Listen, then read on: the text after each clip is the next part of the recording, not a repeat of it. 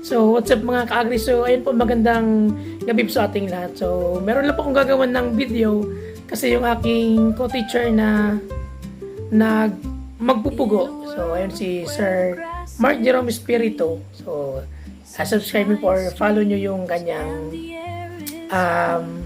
Facebook page and yung account niya po na ginagamit sa pagbablog kasi nagbablog din yun.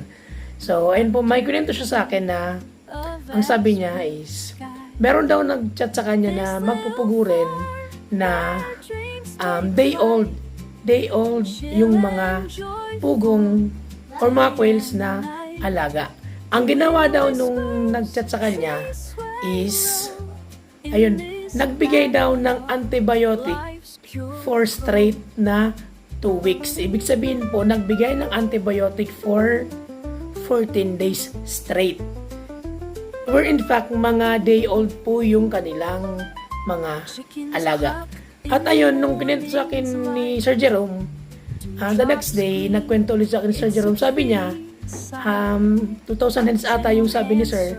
So, nagkandamatay daw po yung mga day old na mga quails or mga pugo. So, ano po ba yung nangyari dun sa mga day old na mga pugo? And para po sa information ng hindi po nakakaalam, ang pugo kasi ay mas sensitive sila sa mga antibiotic toxicity. Madali po silang tamaan or malason kumpara sa mga manok.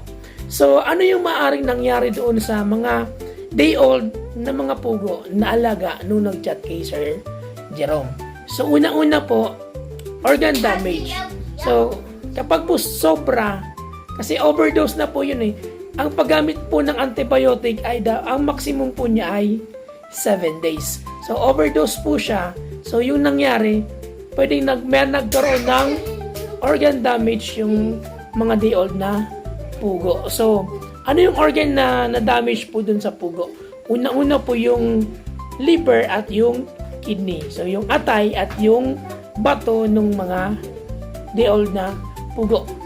Kasi, yung liver at yung kidney, sila po yung nagmi-metabolize at nagtatanggal ng mga toxins sa katawan ng tao at maging sa mga manok, sa pugo, so yung iba pa pong mga poultry alaga natin. Yun po yung pwedeng naging cause ng pagkamatay ng mga pugo.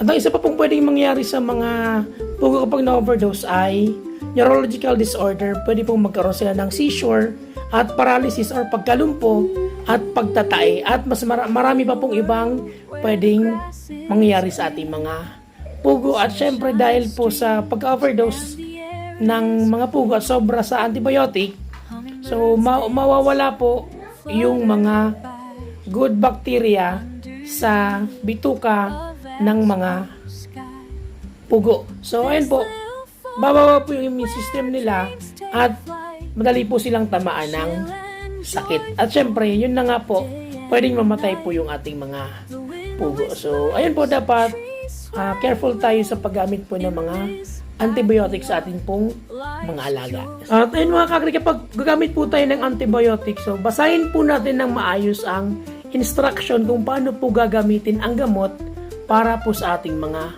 alaga.